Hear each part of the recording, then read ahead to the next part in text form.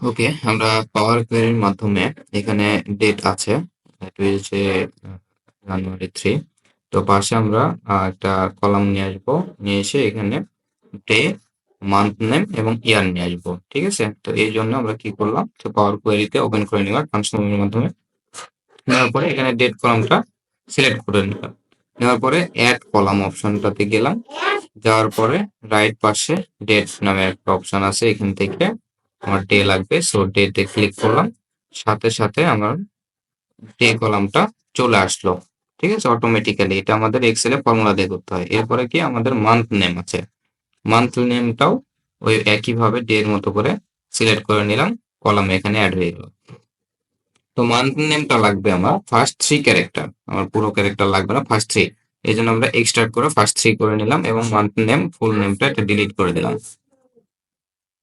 এখানে আমাদের মান্থ নেমটা ফার্স্ট 3 ক্যারেক্টারে চলে আসলো। দেন একইভাবে আমরা ইয়ারটা নিলাম, হয়ে গেল। আশা করি ভিডিওটি ভালো লাগবে। লাইক, কমেন্ট, শেয়ার দিয়ে পাশেই থাকবে। Thank you so much.